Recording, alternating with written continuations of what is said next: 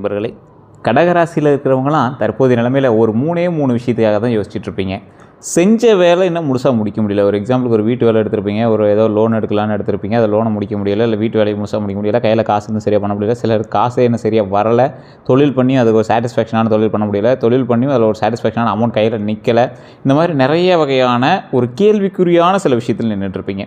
உடல் ரீதியான உபாதைகள் கொஞ்சம் அதிகம். கடகராசிக்கு ஆப்டாகவே ஒரு 3 விஷயங்கள் எப்போவுமே ஐடென்டிஃபையாக இருக்கக்கூடிய விஷயங்கள் இருக்கும்.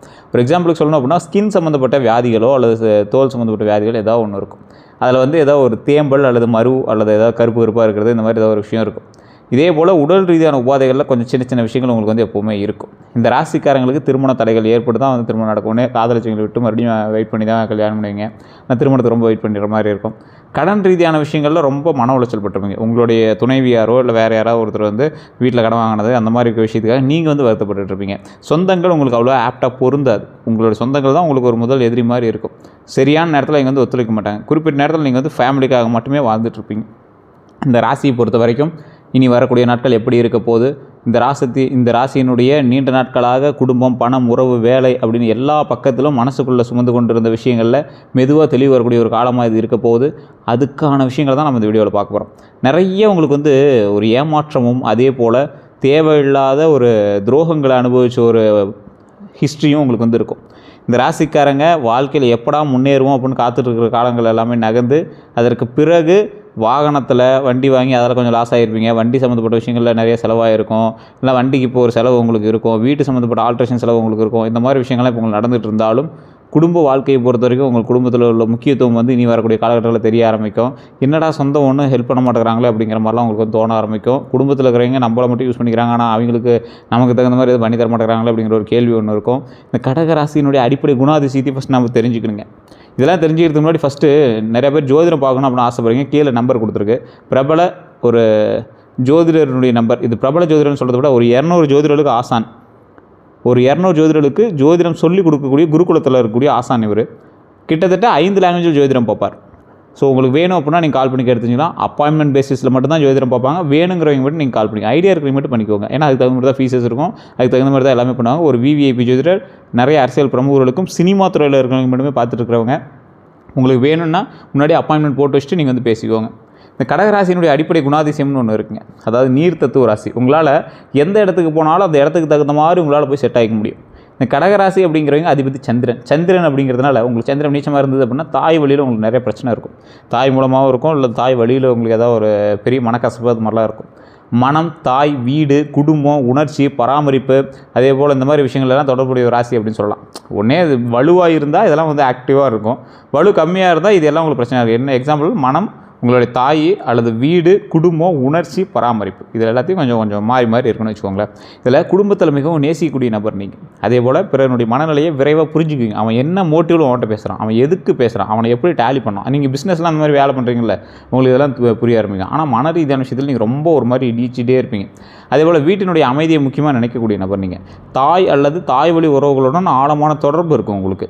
அது சந்திரன் நல்லா ஸ்ட்ராங்காக இருக்கிறவங்களுக்கு. வெளியில் அமைதியாக இருந்தாலும் உள்ளுக்குள்ளே அதிகமாக சிந்திப்பீங்க. ஒருவரை நம்பிய பிறகு முழுமையாக நம்புவோங்க. அதே மாதிரி பழைய நினைவுகளை எளிதில் மறக்க மாட்டீங்க. அதே போல் பிறருக்காக தங்களை மறந்து உதவுவாங்க. குடும்ப பிரச்சனையை வெளியே சொல்ல மாட்டாங்க. பாதுகாப்பான வாழ்க்கையை விரும்புவாங்க. வீடு மற்றும் சொத்து உருவாக்க வேணும் அப்படிங்கிற ஆசை இருக்கும். மனநிலை மாறுபடலாம். சிறிய வார்த்தையிலும் மனம் காயப்படலாம். அன்பை, உணவு, பராமரிப்பு மற்றும் பாதுகாப்பால் காட்டுவாங்க. வயது அதிகரிக்க குடும்ப மரியாதையும் சொத்து நிலையும் உயருங்க. தற்போது மனதில் இருக்கக்கூடிய எண்ணங்கள் அப்படின்னு பார்த்தா, என் குடும்பத்தில் அமைதி எப்போது வரும், என் கடன் எப்போ குறையும், எனக்கு சொந்த வீடு எப்போ அமையும், என்னை உண்மையாக புரிந்து கொள்ளக்கூடிய நபர் யார், வேலை மாற்றலாமா, என் உழைப்புக்கு மதிப்பு எப்போ கிடைக்கும், திருமணம் அல்லது உறவு ஏன் தாமதமாகுது, குழந்தைகள் எதிர்காலம் எப்படி இருக்கும், நான் எல்லாருக்காகவும் செய்வது சரியா, பழைய உறவை மறக்க முடியுமா, வெளியூர் சென்றால் குடும்பம் பாதிக்கப்படுமா, என் மன அழுத்தம் எப்போ குறையும். இதுதான் உங்களுடைய கேள்வி. ஆனால் உங்கள் பிறப்பு ரகசியம்னு ஒன்று இருக்குது. இந்த கடகராசிக்கு ஒன்றான பிறப்பு ரகசியம் இருக்குது. குடும்பத்தை பாதுகாக்கக்கூடியவர் நீங்கள் அப்படிங்கிறது ஒரு முக்கியமான ஒரு பாயிண்ட். சிதைந்த உறவுகளை மீண்டும் இணைக்கக்கூடியவங்க ஒரு முக்கியமான பாயிண்ட். வீடு மற்றும் சொத்தை உருவாக்கக்கூடியவங்க. பிறரின் மனதை ஆறுதல் அளிக்கக்கூடியவங்க. உணவு, பராமரிப்பு மற்றும் சேவை, இந்த மாதிரி ஒரு விஷயங்கள் மூலமாக வருமானம் பெறலாம். குழந்தைகள் மற்றும் குடும்பத்திற்கு நல்ல வழிகாட்டியாக இருப்பீங்க. தாய் வழி ஆதரவு வாழ்க்கையில் முக்கியமாக இருக்கலாம். பழைய வேதனையை அனுபவமாக மாற்றக்கூடிய நபர் நீங்கள். அமைதியான வீட்டுச் சூழலை உருவாக்குவீங்க. பிறரின் கண்ணீரை புரிந்து கொள்ளக்கூடியவங்க நீங்கள். சிறிய சேமிப்பை குடும்ப சொத்தாக மாற்றக்கூடியவங்க நீங்கள். வயது அதிகரிக்க மனப்பக்குவமும் பொருளாதார நிலையும் மேம்படுங்க. அந்த வாழ்க்கையில் இவங்களுக்கு சொல்லக்கூடிய ஒரு முக்கியமான பாடத்தை நான் சொல்ல கேட்குவேன். அன்பு உங்களுடைய பலம். ஆனால் எல்லாருடைய உணர்ச்சியையும் நீங்கள் மட்டும் சுமக்கணும் அப்படிங்கிறது மன நிம்மதி குறைக்கும். ஞாபகம் வச்சுக்கோங்க. ஒரு சொந்தம் விட்டு போயிடக்கூடாது அப்படின்னு நீங்கள் பாட்டு போய் இறங்கி வேலை செய்கிறீங்க. அது எந்த அளவுக்கு பொருந்துன்னு நீங்களே யோசிச்சுக்கோங்களேன். இந்த கடகராசினுடைய பலமான குணங்கள் குடும்ப அக்கறைங்க. குடும்பத்துக்காக தியாகம் செய்வீங்க. வீட்டில் சேவையெல்லாம் நிறைய செய்வீங்க. வீட்டு தேவையெல்லாம் கவனிப்பீங்க. உறவுகளை பாதுகாப்பீங்க. குழந்தைகள் மற்றும் வயதானவர்களை கவனிக்கக்கூடிய நபர் நீங்கள். என்ன பண்ணாலும் உங்கள் கண்ட்ரோலில் தான் இங்கே இருப்பாங்க. உள்ளுணர்வை பொறுத்த வரைக்கும் ஒருவரின் மனநிலையை விரைவாக உணர்வாங்க. யாராவது உண்மை இல்லாமல் பேசுகிறாங்க அப்படிங்கிறது ஈஸியாக கண்டுபிடிச்சிருங்க. பிரச்சனையை முன்கூட்டியே கவனிக்கக்கூடிய நபர். வார்த்தையை விட உணர்ச்சியை புரிந்து கொள்ளக்கூடிய நபர். பராமரிப்பு திறன் அதிகம். நோயில் இருக்கிறவங்க கவனிப்பாங்க. உணவு மற்றும் வசதியை பார்த்து கொள்வாங்க. குடும்பத்தில் அனைவரையும் நிம்மதி தர முயற்சிப்பாங்க. குழந்தைகளுடன் அன்பாக பழகுவாங்க. நினைவு திறனை பொறுத்த வரைக்கும் பழைய விஷயங்களை நினைவில் வச்சுக்குவாங்க. குடும்ப வரலாறு மற்றும் உறவுகளை மதிப்பாங்க. ஒருவரின் உதவியை மறக்க மாட்டாங்க. அனுபவத்திலிருந்து கற்றுக்குவாங்க. பொறுமையை பொறுத்தவரைக்கும் குடும்பத்திற்காக பல சிரமங்களை தாங்குவாங்க. பிரச்சனையை அமைதியாக கையாளுவாங்க. உறவை உடனே முறிக்க மாட்டாங்க. பொறுமையாக பல விஷயங்களை சரி செய்வாங்க. அன்பை பொறுத்த வரைக்கும் முழு மனதுடன் அன்பு கொடுப்பாங்க. நெருக்கமானவர்களை கைவிட மாட்டாங்க. உணவு, பரிசு மற்றும் பராமரிப்பால் அன்பை காட்டுவாங்க. உண்மையான உறவை நீண்ட காலம் தொடர்வாங்க. கடகராசினுடைய சவால்கள் அப்படின்னு பார்த்தா அதிக உணர்ச்சி, பழைய விஷயத்தை மறக்க முடியாமல் இருக்கிறது. உங்கள் சவால் அதுதான். அதிகமாக உணர்ச்சி வசப்படுறது. ஒரு சின்ன விஷயத்துக்கு கோபம் அதிகம், இல்லைனா ரொம்ப சந்தோஷம் அதிகம். பழைய விஷயத்தை மறக்க முடியாமல் மைண்ட்லேயே வச்சுக்கிறது. மனதில் வச்சுக்கிட்டு அழுத்தம் அடைகிறது. எல்லாருக்காகவும் தங்களை மறக்கிறது. அதிக குடும்ப பற்றுதல். அதே போல் மாற்றத்தை பயன்படுத்துவது. மனநிலை மாறுபடுறது. சிறிய வார்த்தையிலும் மனம் காயப்படுறது. நேராக இல்லை அப்படின்னு சொல்ல முடியாமல் அப்படியே மைண்டுக்குள்ளேயே எப்படி சொல்கிறது, அவன்கிட்ட இதுக்கு கேட்குறான், மனம் கேட்குறான், அவன்கிட்ட இல்லைன்னு எப்படி சொல்ல முடியாமல் எப்படி மாற்றுறது அப்படிங்கிற மாதிரி இருப்பீங்க. பிறரின் பிரச்சனையை தங்களுடையதாக எடுத்துக்கொள்வது. சந்தேகம் அதிகம், பாதுகாப்பு அதிகம். குழந்தைகள் மற்றும் துணையை கட்டுப்படுத்துவது. குடும்ப ரகசியத்தை மனதிலேயே சுமந்துட்டு இருக்கிறது. உறவை காப்பாற்றணும் அப்படிங்கிற எண்ணத்துக்காக உங்கள் சுயமரியாதையும் மனநிம்மதியும் முழுவதுமாக விட்டு கொடுத்துட்ருக்கிறீங்க. அதை அப்படி கொடுக்கக்கூடாது. அதை மைண்டில் ஞாபகம் வச்சுக்கோங்க. மற்றவங்களை மென்மையானவராக பார்க்குறாங்க. பிறர் உணர்ச்சிகளை கவனிக்கக்கூடியவங்களாக பார்க்குறாங்க. ஒருவரினுடைய உடல் நலம் மற்றும் குடும்ப நிலையை கவனிக்கக்கூடிய நபராக பார்க்குறாங்க. ரகசியங்களை பாதுகாக்கிறவா பார்க்குறாங்க. குடும்பங்களை, நண்பர்களை குடும்பம் போல் பார்க்குறவங்கள பார்க்குறாங்க. வீட்டுக்குள்ளே அழைத்து உணவு கொடுக்கக்கூடிய நபராக பார்க்குறாங்க. ஆனால் மன காயப்பட்டால் பேசாமல் விலகலாம். பழைய விஷயத்தை மறக்காமல் இருக்கலாம். அதிக உரிமை காட்டலாம்.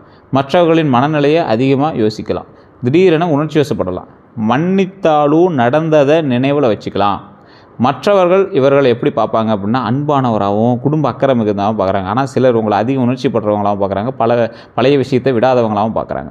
அதிக உரிமை காட்டுறவங்களாகவும் பார்க்குறாங்க. மனநிலை மாற்றக்கூடிய நபராகவும் பார்க்குறாங்க. காதலில் ஏற்படக்கூடிய ஏமாற்றங்கள் நிறையாவே உங்களுக்கு நடந்திருக்கும். முழுமையாக நம்பியவர் உண்மையை மறைக்கலாம். உங்கள் அன்பை சாதாரணமாக எடுத்துக்கொள்ளலாம்.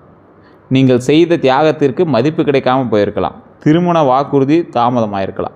உங்கள் பராமரிப்பை கட்டுப்பாடு அப்படின்னு நினைத்திருக்கலாம். குடும்ப தலையீட்டால் உறவு பாதிக்கப்பட்டிருக்கலாம். அதே போல் 3ஆம் நபர் காரணமாக சந்தேகம் வந்திருக்கும். உங்கள் உணர்ச்சியை பலவீனமாக பயன்படுத்தியிருப்பாங்க. பழைய உறவை மறக்க முடியாமல் இருந்திருக்கலாம். துணையினுடைய பிரச்சனைகளை எல்லாம் நீங்கள் மட்டும் சுமந்திருக்கலாம். நண்பர்களால் ஏற்பட்டிருக்கக்கூடிய ஏமாற்றங்கள் உங்களுக்கு அதிகமாகவே இருந்திருக்குங்க. நண்பர்களால் ஏற்பட்ட ஏமாற்றம் என்ன சார் அப்படின்னா, தேவையான நேரத்தில் மட்டும் தொடர்பு கொண்டிருப்பாங்க. பணம் வாங்கிட்டு திரும்ப கொடுக்காமல் இருப்பாங்க. உங்கள் வீட்டின் வசதியை பயன்படுத்தியிருக்கலாம். உங்கள் ரகசியத்தை வெளியே கூறியிருக்கலாம். உங்கள் நல்ல மனதை பயன்படுத்தியிருக்கலாம். உங்கள் குடும்ப தொடர்புகளை பயன்படுத்தியிருக்கலாம். உங்கள் வளர்ச்சியை பார்த்து பொறாமைப்பட்டிருக்கலாம். உங்கள் உதவியை மறந்திருக்கலாம். உணர்ச்சியை தூண்டி உதவி பெற்றிருக்கலாம். உறவினர்களால் ஏற்படக்கூடிய பிரச்சனைகள் அப்படின்னா குடும்ப பொறுப்பை உங்கள் மீது வைத்திருக்கலாம். சொத்து தகவலை மறைத்திருக்கலாம். உங்கள் வருமானத்தை அதிகமாக எதிர்பார்த்திருக்கலாம். நீங்கள் செய்த உதவியை மறந்திருக்கலாம். இந்த ராசிக்காரங்களை பொறுத்த வரைக்கும் எதை தொட்டாலும் ஒரு மாதிரி ஒரு குழப்பத்திலேயே சுற்றிட்டு இருந்திருப்பீங்க. அது உங்களுடைய இயல்பு அப்படின்னு கூட சொல்லலாம். குடும்பத்தில் உங்கள் குற்ற உணர்ச்சியில் வைத்திருக்கக்கூடிய ஒரு நபர் நீங்கள். உங்கள் திருமணம் அல்லது வேலை முடிவில் தலையிட்டிருக்கலாம். தாய் வழி அல்லது தந்தை வழி உறவுகளில் தவறான புரிதல் ஏற்பட்டிருக்கலாம். குடும்ப பிரச்சனைகளை நடுவில் உங்களை நிறுத்தியிருக்கலாம். உங்கள் வீட்டை அல்லது பொருளை பயன்படுத்தியிருக்கலாம். பணியிடத்தில் ஏற்பட்டிருக்கக்கூடிய துரோகங்கள் நிறையாவே உங்களுக்கு இருந்திருக்கும். அதுலேயும் உங்களோட உழைத்தது நீங்கள் பாராட்டு வேறு ஒருத்தனுக்கு கிடச்சிருக்கும். சரியான டென்ஷன் ஆகும் உங்களுக்கு. அப்போ உங்கள் பொறுப்புணர்வு பயன்படுத்தி அதிக வேலை கொடுத்துருப்பாங்க. உங்கள் அமைதியை பலவீனமாக நினச்சிருக்கலாம். மேலதிகாரிங்கிட்ட தவறான தகவல் கூறப்பட்டிருக்கலாம். உங்கள் யோசனையை மற்றவர் பயன்படுத்தியிருக்கலாம். சம்பளம் அல்லது பதவி உயர்வு தாமதமாயிருக்கலாம். உணர்ச்சி வசப்படுத்தி கூடுதல் பொறுப்பு கொடுத்துருக்கலாம். கூட்டாளி கணக்கை மறைச்சிருப்பாங்க. பணியிட குடும்ப பிரச்சனையில் உங்களை நடுவில் வைத்திருப்பாங்க. எப்போது கவனமாக இருக்கணும் அப்படின்னா, ஒருவர் தொடர்ந்து உணர்ச்சியை தூண்டி பணம் கேட்கும்போது, பழைய காதல் திடீரென திரும்பும்போது, குடும்ப உறவு அப்படிங்கிறதுக்காக ஆவணம் இல்லாமல் பணம் கேட்கும்போது, சொத்து பங்கு பற்றி வாய்மொழியில் மட்டும் பேசும்போது, கூட்டுத் தொழிலில் கணக்கை மற்றவரிடம் முழுமையாக விடும்போது, உங்கள் பெயரில் பிறருக்காக கடன் வாங்கும்போது, ஒருவர் உங்கள் குடும்ப ரகசியத்தை அதிகமாக கேட்கும்போது, உங்கள் வீடு அல்லது சொத்தை பயன்படுத்த முயற்சிக்கும்போது, நண்பர் அல்லது உறவினர் அளவுக்கு மீறி புகழும்போது, உணர்ச்சியில் வேலையை விட்டு விட நினைக்கும்போது, சமூக ஊடகத்தில் குடும்ப பிரச்சனையை பகிரும்போது, குடும்பத்தில் உறுதுணையாக இருக்கக்கூடிய நபர்களும் உங்களுக்கு இருக்காங்க. ஆனால் குடும்பத்தினாலேயே சவாலாக இருக்கக்கூடிய சில நபர்களும் உங்களுக்கு இருக்காங்க. குடும்பத்தில் உறுதுணையாக இருக்கிறவங்க யாருன்னு உங்களுக்கே தெரியும். பணத்தை விட உறவை மதிக்கக்கூடிய நபர், உங்கள் உடல்நலத்தையும் ஓய்வையும் கவனிக்கக்கூடிய நபர், உங்களுடைய எல்லையை மதிக்கக்கூடிய நபர், கஷ்டத்தில் செயலால் உதவக்கூடிய நபர். ஆனால் உங்களுக்கு யார் சவால்? உங்கள் வருமானத்தை மட்டும் எதிர்பார்க்குறவங்க, தங்கள் பொறுப்பை உங்கள் மீது தள்ளக்கூடியவங்க, சொத்து விஷயத்தில் தகவல் மறைக்கக்கூடியவங்க, உங்களை குற்ற உணர்ச்சியில் வைக்கக்கூடியவங்க, தொடர்ந்து பண உதவி கேட்கக்கூடியவங்க, உங்கள் குடும்ப ரகசியத்தை வெளியே கூறுபவர்கள். அதே போல் உங்கள் துணையை பற்றி தவறாக பேசக்கூடிய நபர் பக்கத்தில் வச்சுக்காதீங்க, வேணாம். நீங்கள் செய்த உதவியை மதிக்காதவங்க, உங்கள் உணர்ச்சியை பயன்படுத்தக்கூடிய நபர் நீங்கள் இப்போ ரொம்ப பக்கத்தில் வச்சுக்கூடாதுங்க. இந்த ராசிக்காரனால் நிறைய வகையான தொழில் செட் ஆகும். உணவு மற்றும் விருந்தோம்பல்லாம் உங்களுக்கு நல்லா செட் ஆகும். இந்த பேக்கரி, கேட்ரிங்கு, உணவகம், இந்த திருமண சமையல், உணவு விநியோகம், அந்த மாதிரி உணவு சம்மந்தப்பட்ட பொருட்கள் ஓரளவு பரவாயில்லையாக இருக்கும். அதுவுமே நீங்கள் வந்து கரெக்டாக அப்படி ஒரு எப்படி சொல்கிறது, இந்த கேட்ரிங்லாம் பண்ணுறாங்களா அந்த மாதிரி ஒரு விரும்பி கூட்டு விசாரிக்கிறது நல்லாயிருக்கும். வீடு மற்றும் சொத்து பொறுத்த வரைக்கும் ரியல் எஸ்டேட் நல்லா செட் ஆகும். வீட்டு வாடகை, நிர்வாகம் இதெல்லாம் பண்ணுறது நல்லாயிருக்கும். இன்டீரியர் டிசைன்லாம் உங்களுக்கு நல்லாயிருக்கும். விற்பனை, கட்டுமானம், தங்குமிடம், அந்த விடுதியில் சொல்கிறாங்களே, இந்த விவசாய நிலம் மாற்றி விடுறது, வீட்டு மனை, இதெல்லாம் வந்து உங்களுக்கு ஓரளவு செட் ஆகும். ஆனால் ஒரு சில கடகராசிக்காரர்களுக்கு இந்த சொத்து மேட்டரே வந்து அவ்வளோ பொருந்தாது. நிறைய பிரச்சனைகள் தான் இருப்பீங்க. கல்வி மற்றும் குழந்தைகளை பொறுத்த வரைக்கும் ஆசிரியர் தொழில் நல்லாயிருக்கும். முன்புள்ளி, அந்த குழந்தைகளோட பராமரிப்பு, பயிற்சி மையம், இதெல்லாம் உங்களுக்கு ஓரளவு செட் ஆகுங்க. மருத்துவம் மற்றும் பராமரிப்பு பொறுத்த வரைக்கும் செவிலியர் நல்லாயிருக்கும், மருத்துவர் நல்லாயிருக்கும், மருந்தகம் நல்லாயிருக்குங்க.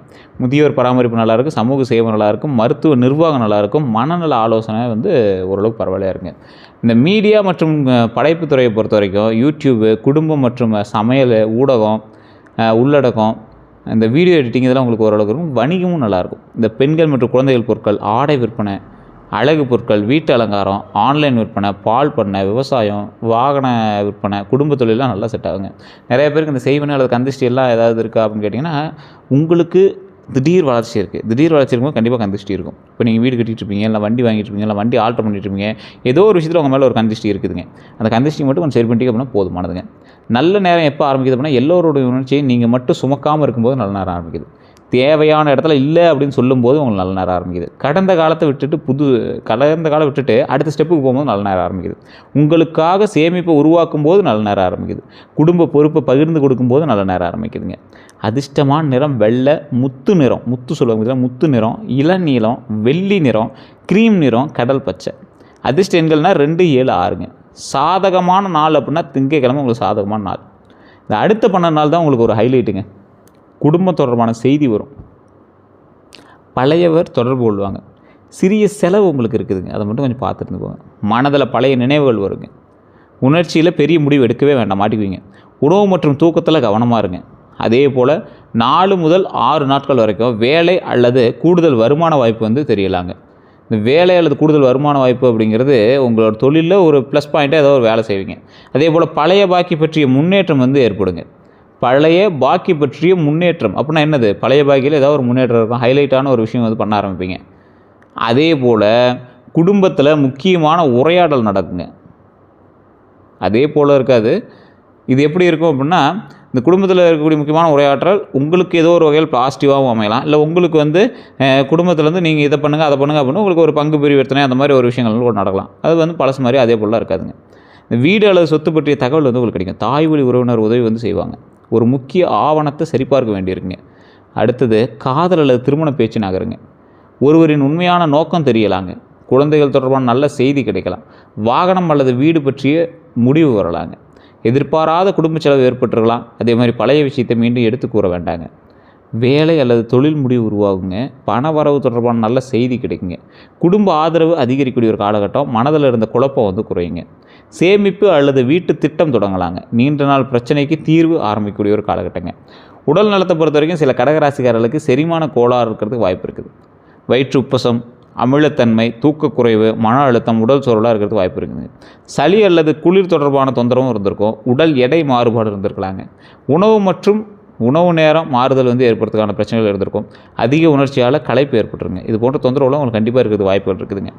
இனி செய்ய வேண்டியது அப்படிங்கிறது உங்களுக்கான எல்லையை நீங்களே அமைச்சிக்கணும். எல்லா பொறுப்பையும் தனியாக இருக்காதீங்க, மாட்டிக்குவீங்க. பணவரவு, இந்த செலவெல்லாம் எழுதி பாருங்க. அவசர சேமிப்பு உருவாக்க வேண்டாம். டக்குன்னு அதுக்கு பிளான் பண்ணி ஒரு அவசர சேமிப்பு ஒரு எழுதி போட்டு தனியாக அதை நோட் பண்ணி வச்சுக்கோங்க. குடும்பத்துடன் மனம் திறந்து பேசுங்க. பழைய விஷயத்தை விட்டுவிட்டு முயற்சி செய்ய வெளியே வாங்க. பழைய விஷயமே வேண்டாம், புதுசாக நம்ம வளர்ந்து வரணும் அப்படிங்கிறது மட்டும் மெயினில் வச்சுக்கோங்க. வேலை மாற்றத்தில் எழுத்துப்பூர்வ உறுதி பெறணும் அப்படின்னு ஞாபகம் வச்சுக்கோங்க. பணம் கொடுக்கும்போது ஆதாரம் வச்சுட்டு பணம் கொடுங்க.